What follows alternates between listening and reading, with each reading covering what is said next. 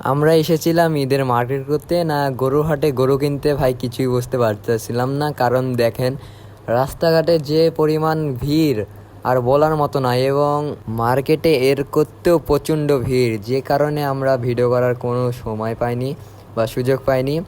তো আমরা এসেছি মূলত আরডি মার্কেট রাজশাহীতে।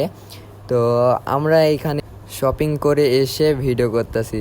তো যাওয়ার পথে রাস্তায় উপরে আছি, ফ্লাইওভারের উপরে আছি, তো নিচে দেখছি বেগুনি, পেঁয়াজু, আলুর চপ ইত্যাদি এসব ভেজে ইফতারির জন্য বিক্রি করতেছিল তারা। তো হাতেও বেশি সময় নাই ইফতারের জন্য, তাই আমি আর আমার বন্ধু আবদুল্লাহ অরণ্যা রেস্টুরেন্টের উদ্দেশ্যে রওনা দিয়ে দিলাম। তো আমার বন্ধু বলছে আমার খুবই এক্সাইটেড কাজ করছে, আজ আমি রেস্টুরেন্টে ইফতারি করব। তো আমি আর আমার বন্ধু অরণ্যা রেস্টুরেন্টে যে আজ ইফতারিটা সেরে ফেলবো। তো আমরা অরণ্যা রেস্টুরেন্টে আসার পরে অরণ্যা 1, 2, 3-তে দেখলাম প্রচণ্ড ভিড়, এবং 4-এ এসেও দেখছি কম বেশি জায়গায় নাই, সব তারা বুকিং করে থেয়েছিল আগে থেকে, দেন এসে বসে আছে। তো আমরা আজ এখানে বসে ইফতারি করব।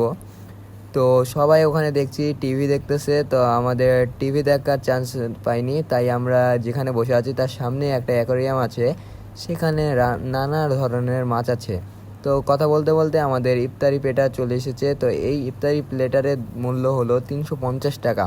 তো এখানে যে পরিমাণ ভিড়, এখানে আমার ভিডিও করতেও আনইজি ফিল হচ্ছে, তাই আমরা ইফতারি শেষ করে চলে গেলাম বাসার উদ্দেশ্যে। তো যারা নতুন আছেন পেজটা ফলো করে দেবেন। বাই বাই, আল্লাহ হাফেজ।